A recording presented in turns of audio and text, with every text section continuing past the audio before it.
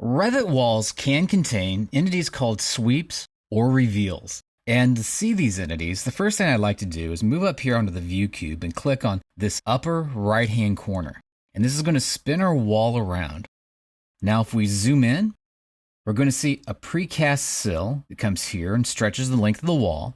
We're going to see a reveal that cuts material out of the brick and goes the length of the wall.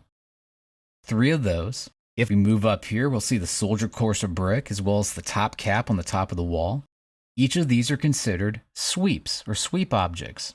Now, what a sweep is just a 2-dimensional profile shape that swept the entire length of the wall. To see how these are constructed, if we click on the wall and then go to Edit Type, then if your preview button isn't already expanded out, make sure to click on the preview button. Then if you have a floor plan showing, change that from underneath view here to be a section view. When you zoom in, you'll be able to see these are the individual 2-dimensional profile shapes that are being swept the length of the entire wall. These are getting set up through this button right here that says Structure and Edit. If we pick on Edit, this makes up each and every layer of material that makes up the wall. These entities here show up here where it says Modify Vertical Structure. And there's 2 options. One is called sweeps and the other is called reveals. Now, one thing I want to point out really fast, if this preview button is closed, these will be grayed out.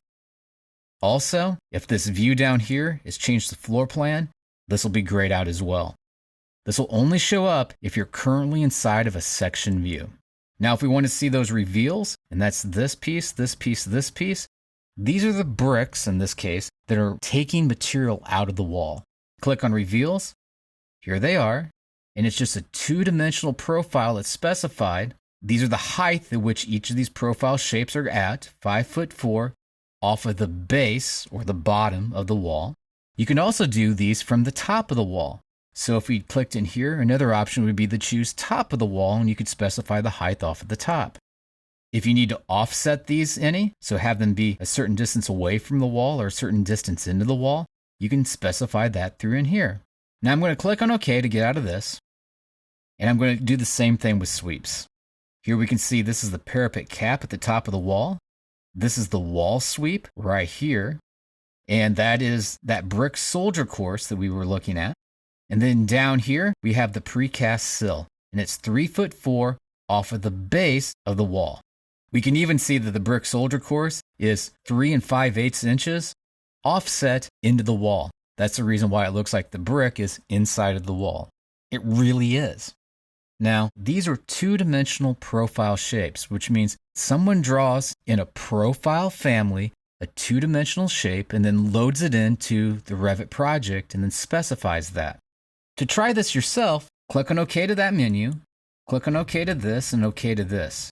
And what we're going to do is draw in a profile shape. But to do this, we have to open up a Revit family. So go up to your big R, come over to New, and do a New Family.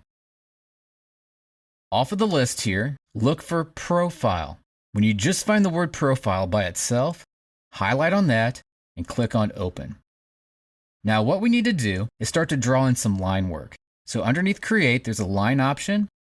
Click the intersection here and then draw over. In this case, I want to come over about 1 foot 2 inches. Draw up. In this case, I'm just coming up about 1.5 inches. Now you can draw any shape that you feel like right here and feel free to be creative. In my case, I'm going to be using the tools up here to draw an arc, maybe then come back up here and draw a line across, and then I'll just come over and then straight down. I even want to point out the fact that you can have such things as circles when you're drawing, and I just hit escape to get out of the command. But if I come back in here to line, I could pick on the circle, and I could even draw a circle right there in the middle. The key to all this, though, is that this has to be one continuous line if you follow it around, and the circle is another one continuous line as you follow it around. Now, how Revit's going to read this particular shape is it's going to think that this is all a solid material, and there's going to be a hole right in the middle of the shape. Whenever you've defined this, ideally you should probably give it a name by clicking on Save, but what I'm going to do is I can see that this is called Family 1, and I'm just going to load it into the project environment. When I do, we notice that nothing has changed on the wall. And the reason is all we've done is load this into the project. We haven't told the wall that it needs to be different. If we come up here to Edit Type and now select on Edit Structure, and now come down here to Sweeps, the next thing I'd like to do is under here where it has the word Profile and the parapet cap, click there, and now look for that Family 1 that we just loaded in. It's going to be a concrete material because it says it's a concrete material here. Click on OK.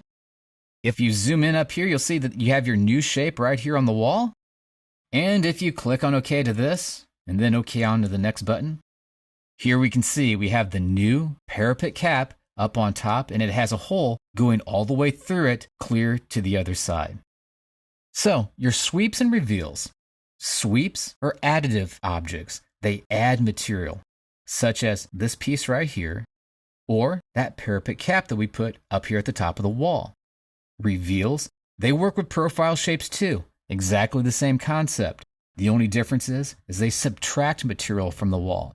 In this case, it's using that same brick shape that we've seen in other locations, and it's taking material out of the walls instead.